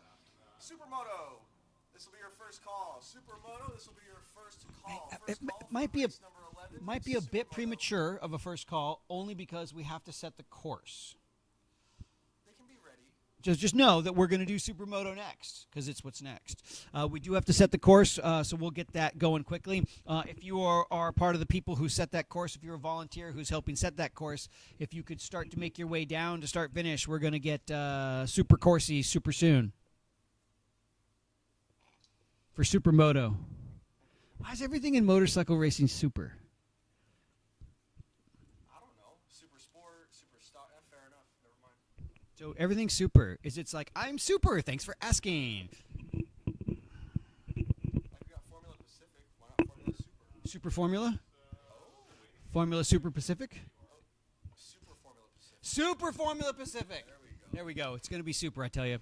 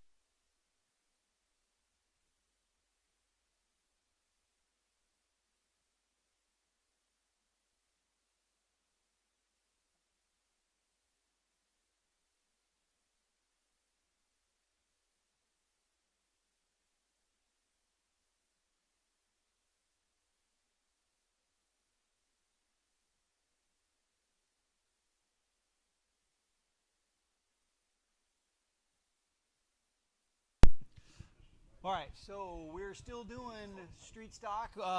Lucas Wafflebaker is still out there crushing it. Looks like Lucas is actually doing 2:15s. I think that's a respectable enough time to enter Clubman. We should get Lucas out there. Hey, 2:15.2. Best lap of the race. Yeah, and Lucas is still pushing. He's getting faster every time. I don't know what Aj is riding, so I know he's on a lightweight bike, so I don't know what actual motorcycle it is out there. But he's actually carrying a little bit better of a time than Jonathan Asmeron, so Aj has definitely got a solid lock on this second place. It's not as much fun though. Everybody's all spread out. What you want in racing is to race, and I guess you are technically racing because you're out there on the racetrack doing the racing thing. But it's a lot more fun when you have someone to race with. So as our track day people do more track days this year, we'll see if we can get more people out here in street stock and turn them into motorcycle racers.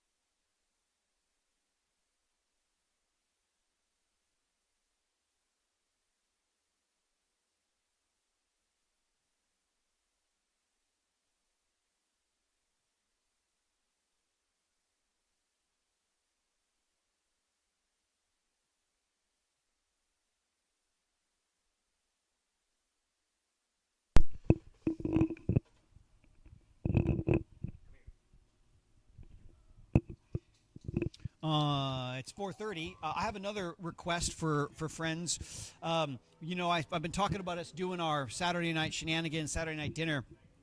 If anybody has a free hand, is chilling, not doing anything, or you're done racing for the day, could I get a friend, please, to go over to Truth Be Told Apparel and help Shayna transport some of the goodies? Truth Be Told Apparel is right next to Pirelli over there. Could I get someone to go help Shayna move some items? We would really appreciate that, especially if you're somebody who might be eating the dinner tonight. It'd be nice if you could help us do a little setup. Again, looking for a couple volunteers just to help transport some bits from Shayna's paddock area over to our Super Shenanigans, because everything's Super Saturday Shenanigans, to help set that up. That'll be under the cafe area.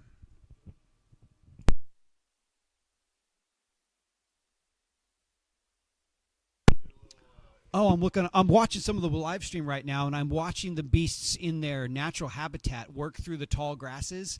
They have a certain wave and a jiggle to them. It's pretty amazing. If you could see this on the live stream and see it in full color, full view, it's a special to watch those beasts out there in their native habitat.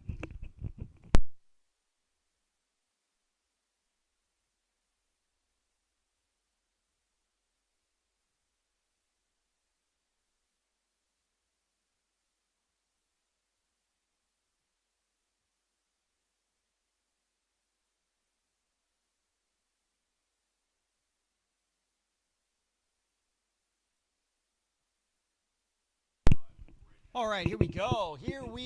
This is Lucas Wafflebaker, one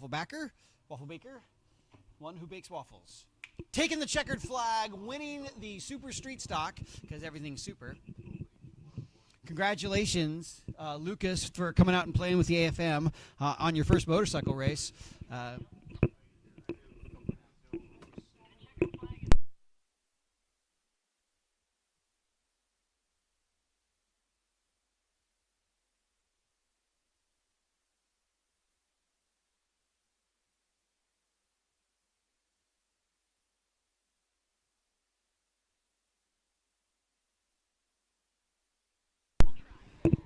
All right, friends, this race has come to an end. For those of you who are going to help set up the Supermoto, we need you down there now because we're about to get this going.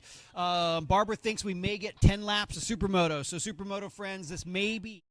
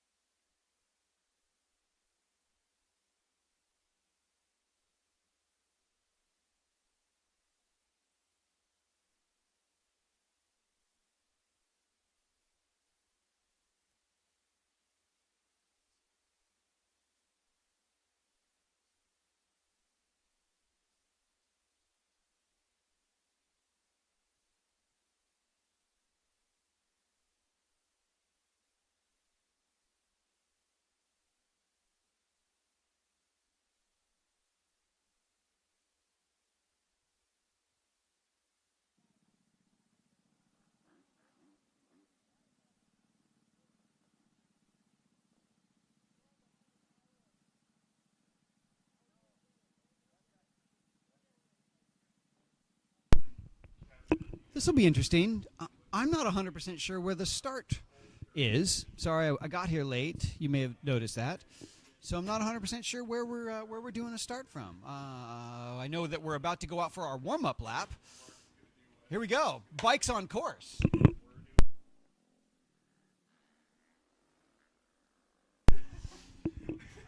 So if my sheet is to be believed, we have some Supermoto Pre.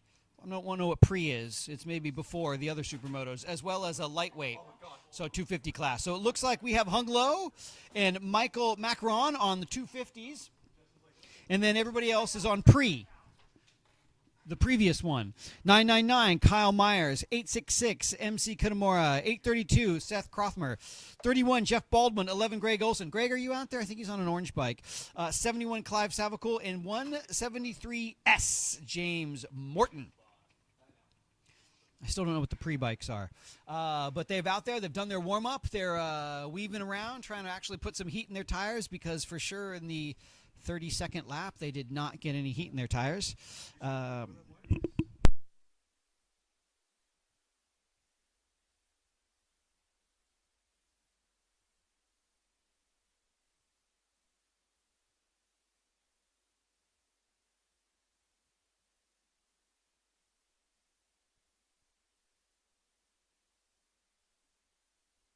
So, I just realized something as somebody was commenting in my ear that Greg Olson is not out there because he's standing next to me. I know that he had some mechanical issues with his other motorcycles. I don't know what's wrong with his Supermoto.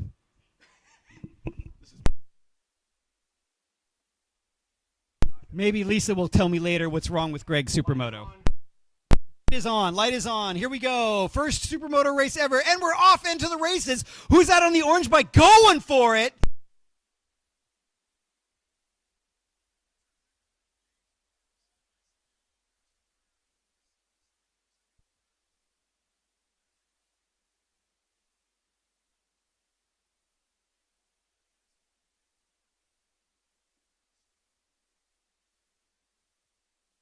So who's out on the orange bike that's out in the lead?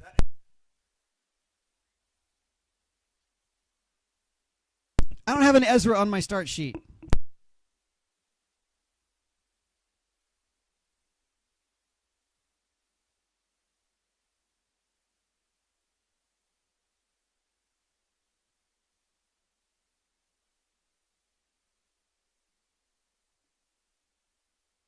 Yeah, second place now.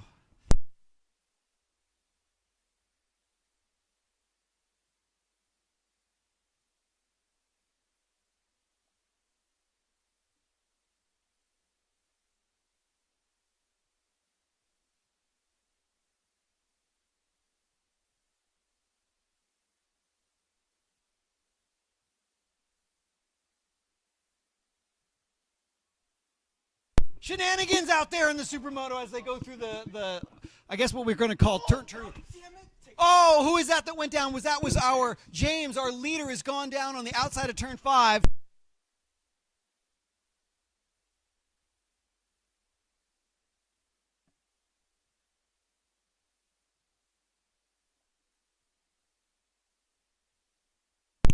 Unlike normal AFM racing, we are not following our standard AFM rulebook as we do our Supermoto. When you go down, you can restart, and if that hasn't been official, we're making it up right now. So James is up and going again. So that has put Greg, who's that on the orange bike? Ezra Greco backing it in as he goes, cutting the course a little bit. Hello? We might have to give our leader a time penalty for cutting the course a wee bit. Now everybody's like, oh, well, if you're going to do that, I'm going to do that. I guess we should have said an inside corner.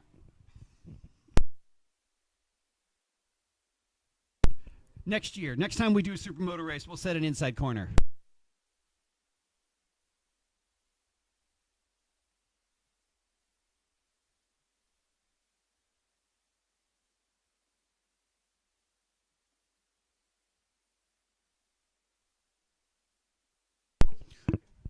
So we're not sure who, we don't have timing and scoring on these guys, so we're not sure who that is in second place. So Ezra's on our leader. If anybody knows who it is, feel free to send me a text message.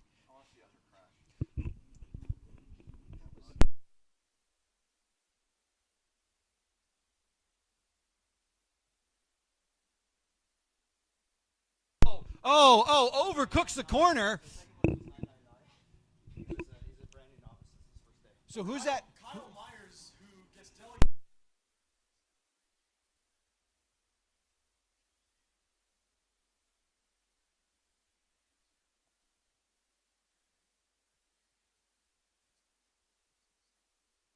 Recognized. So James was in the lead earlier, had a fall, has gotten back up, and is now in second place, and is trying to track down James. Not sure what lap number we're on, so I don't know how many we got to go. We're not at cross green and whites yet. I can tell you we still have some minutes left, so how about instead of laps, we just race until we run out of time.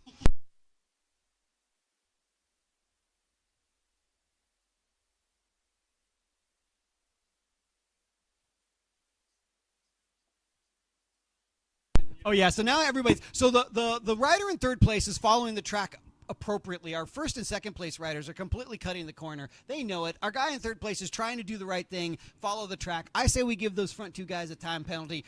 Of course, we don't have any timing, but Clive Sabatul's got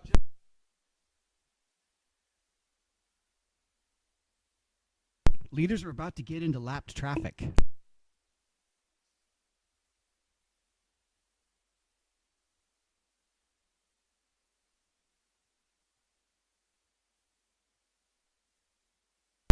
Right. Third place is Kyle Myers, who's a novice, who's actually following the rules, as opposed to leaders who keep cutting the corners. James is catching him. We could have a race. Cross green and whites are out. We're halfway.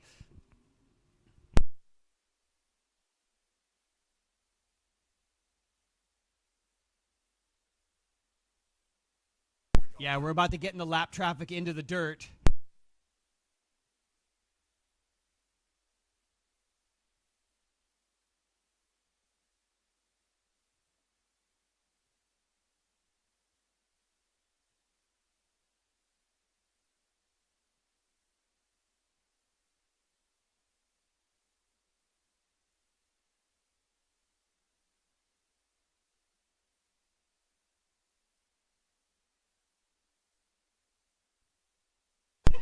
All right, we may have a race here. James Morton is about to catch Ezra. What was it?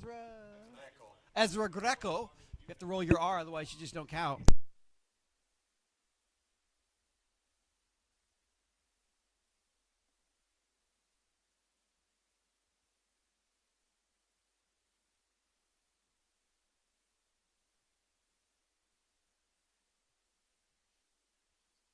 Oh, James blew it into turn two, backed it in, got a little out of shape, and has now lost his. Yeah, he's fallen behind a little bit.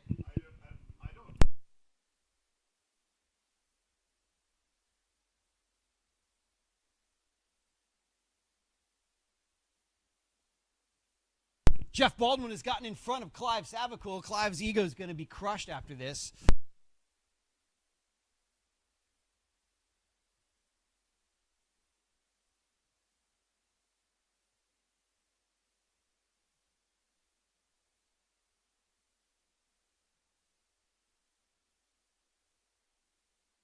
James Morton is not giving up. He's trying to catch back up to Ezra. Ezra's got a good lead, but not an insurmountable lead. There's a couple laps left, again, or we're just going to race till we run out of time, so who knows how many laps are left.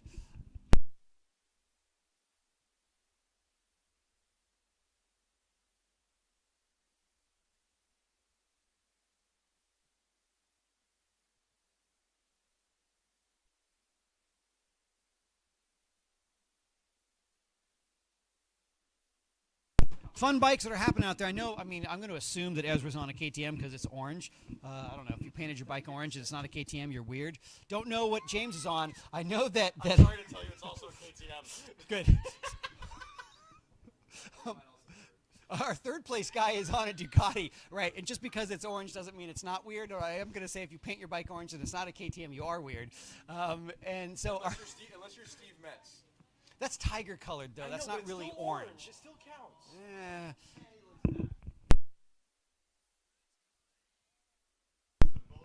Oh man, I think Barb, if you can hear me, we're gonna have to give Ezra a time penalty. He keeps cutting the course, and not just in turn one, but now in turn two.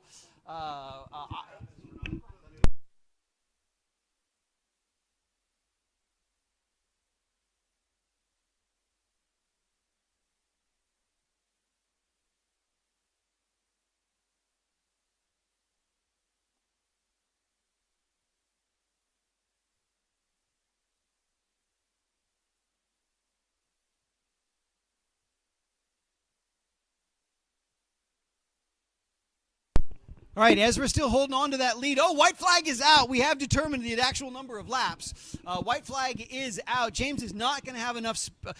Ezra, stop looking behind you. James is not going to be able to catch him. Ezra, why does Ezra keep looking back? Why are you scared? Didn't you know you're not supposed to look back? Is this his first race? Max had pointed out if he stopped looking back, he might actually be able to hit the apex and stop cutting the course.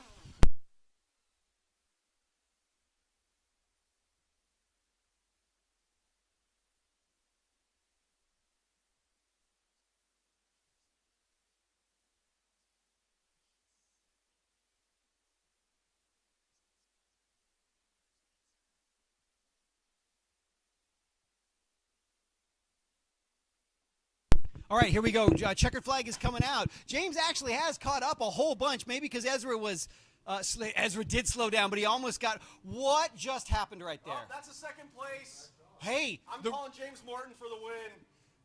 I'm calling it. What happened there? I'm calling What happened James there? Morton for the win. Did anybody tell them that they have to complete turn one, otherwise you get you get DQ'd? Oh, I'm sorry. You normally wait until you hit the checkered flag to. I mean. We're not 100% sure who won that race. Oh yeah, you know what?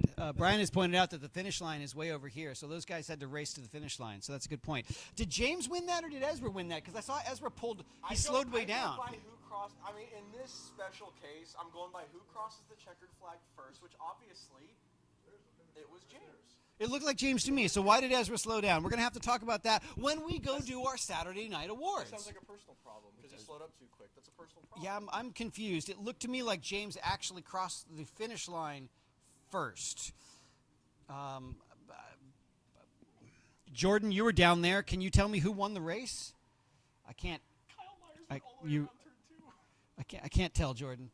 But you're going to radio Kyle right now and tell me who won the race.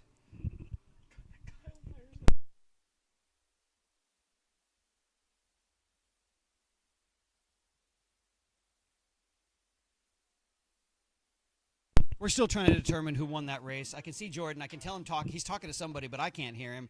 Hey, thank you, Supermoto, for coming out and playing. Thanks, AFM, for... yeah, there we go, Jordan. Let us know who Jordan's going to tell us who won.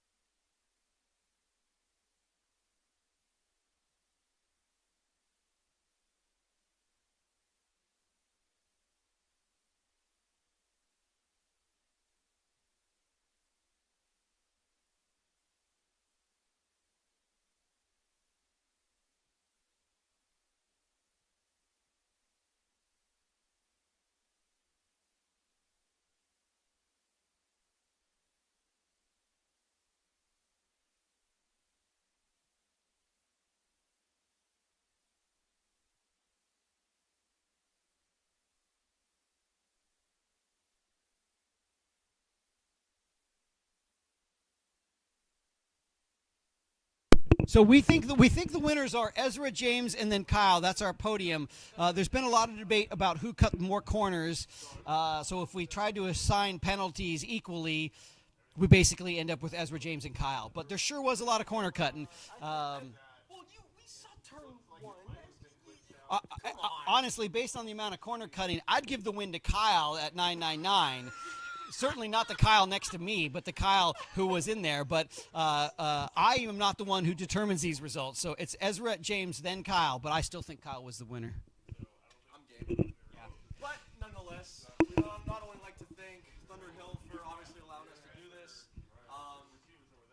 We hope to see you all tomorrow because it is Saturday. But we got a full day of racing tomorrow also, starting promptly around, give or take, 10 a.m. Right. Looking for green flag on our first race of the day, which will be Formula 40 middleweight and Formula 40 heavyweight. We're going to have a full morning of 15-minute practice sessions, groups 1, 2, and 3, and some sidecars. Given on sidecars, we will talk to Larry Coleman again tomorrow as well. And not only would like to, if you guys concluded your festivities here today on Saturday, we'd like to wish you all a drive home safe as well. But, you know, if you want to stay here tonight, you can, because we'll all still be here. So you can stay overnight. If you want to just leave in the morning, totally up to you. If you are leaving today, please be sure to take all trash, fuel cans, tires, anything of that nature. Wow. We're not hugging. Wow, you should see what's happening to my leg right now.